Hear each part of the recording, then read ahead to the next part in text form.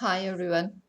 Now we are going to discuss about sources of microorganisms found in foods or sources of contamination in food.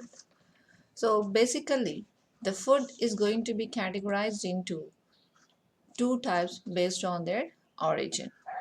So what are those two? One is food products of plant origin and second one are the food products of animal origin.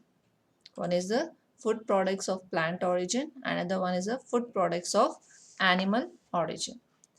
The plant food products like fruits, vegetables, and grains may get contaminated in the field or it may be contaminated during its transport, storage, processing, handling, packing, selling points, etc.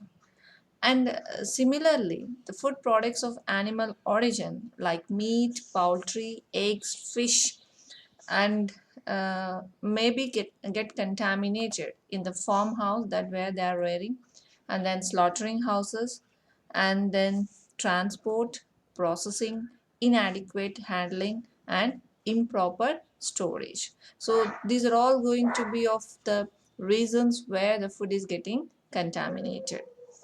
Natural microflora exist in ecological balance with their host, and their types and levels vary greatly with the type of plants, animals, as well as their geographical locations and environmental conditions. So, depending upon this, the source of contamination may be by air, water, soil, and then processing machines, and then containers, etc. Okay, so some of these sources we will discuss in detail. Okay, let's go into it. So the first one is going to be the soil.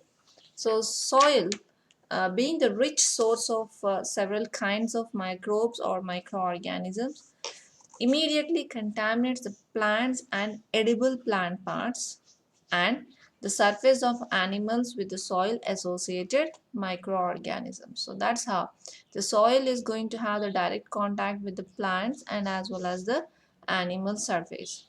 As the soil particles are carried into aquatic environment, that is water environment, through wind, rain and other means, contamination of water takes place with several soil microorganisms or microflora.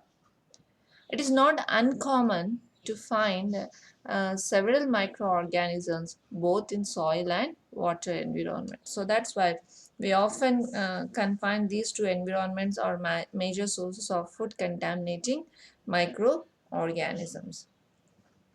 And the soil derived microorganisms form part of microflora involved even in a spoilage of foods of plants and as well as the animal source. So obviously there is a need to reduce the load of soil microorganism in foods, which can be achieved by removing the soil. By how you are going to remove the soil? By simply washing the surface of the food with good quality water, that is very important, and by avoiding the contact with soil or dust. So the examples of soil contaminants are going to be molds, yeast, enterococcus, bacillus, clostridium, then enterobacter, pseudomonas, proteus, micrococcus, and parasites. So this is all about the source of contamination. One is soil. And then moving to the next one is water.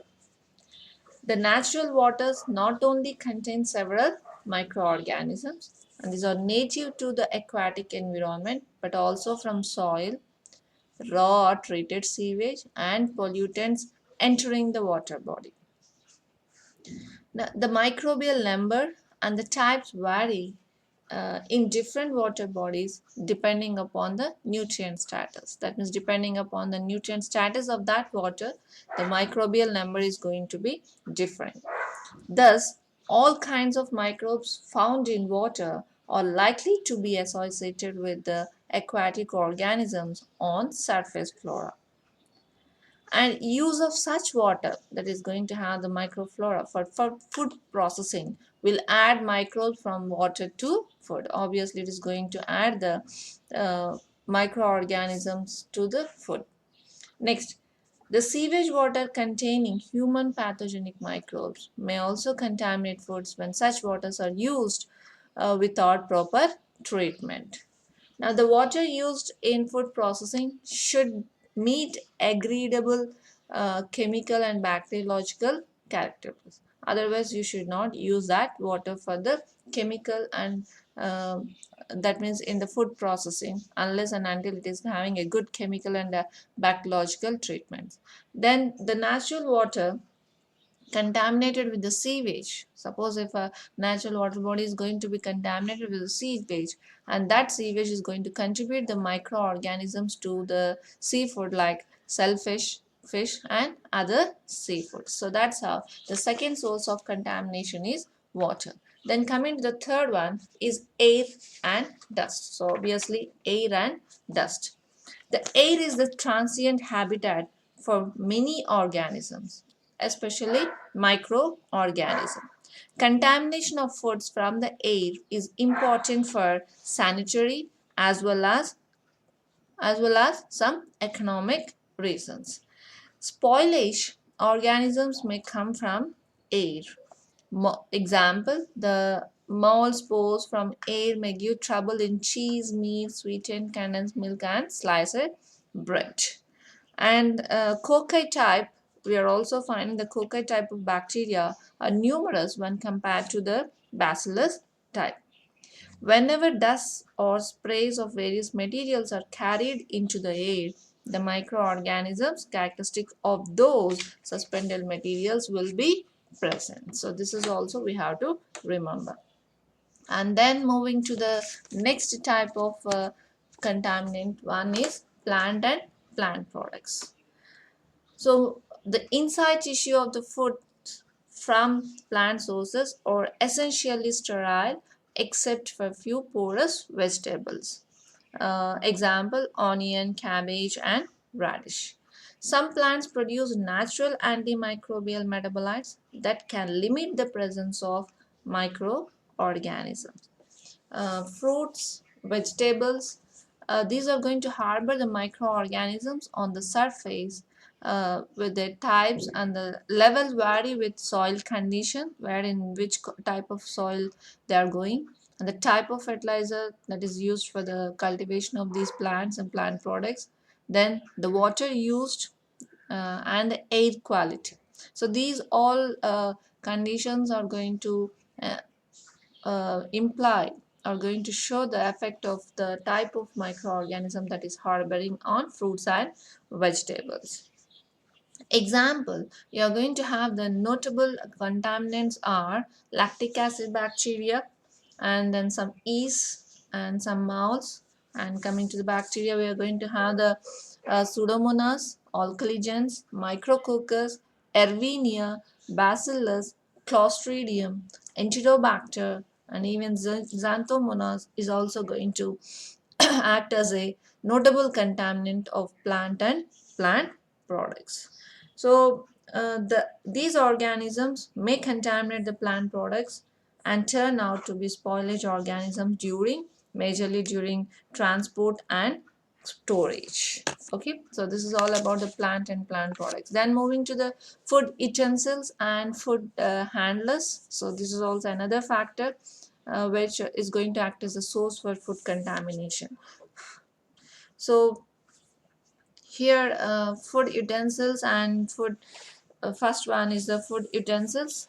When vegetables are harvested in containers and utensils, many surface organisms contaminate the contact surfaces.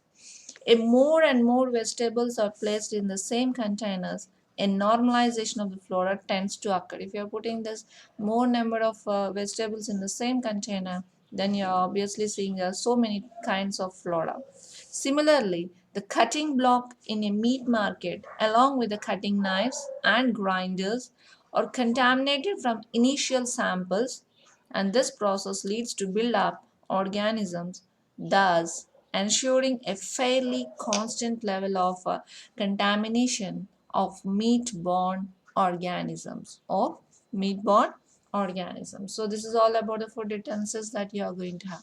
Next, then food handlers. The hands and outer garments of food handlers also serve as a source of microorganisms for contamination of food. So these people are also very, very crucial in contaminating the source, in the contamination of the food as a source. These organisms may come from soils, water, and dust and other environmental sources. So they intentionally don't know, but these are all can attach to them, and that's how they are. Additional important sources are those that are common in nasal cavity of these people, the mouth, the skin, and gastrointestinal tract that may enter food through poor personal hygienic practices. So it is very essential to that the handlers should have a good personal hygiene practices.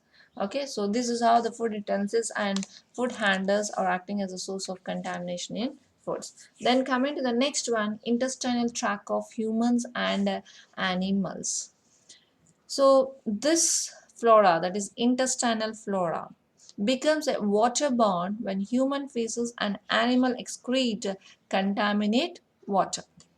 This water serves as a source of contamination when used to wash raw food products.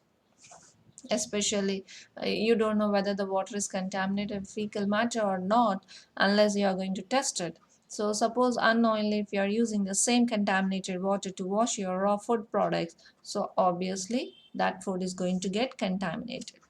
The intestinal flora consists of many organisms, and notable among these are pathogens only, such as Salmonella is the one which is majorly involved in salmonellosis disease, that is your typhoid fever, paratyphoid, and some other dysentery. Okay, so those are all occurring because of the salmonella species, and some parasitic protozoa are also going to spread through this contaminated water that is having this intestinal flora of humans and animals. So this is the source of intestinal tract of humans and animals. Then moving to the animal feeds and hides, how they are going to act as source of contamination. The first one is the animal feeds, that means the one which is fed to the animals. There is an important source of salmonella to poultry, so mainly this is occurring to the poultry things and other farm animals.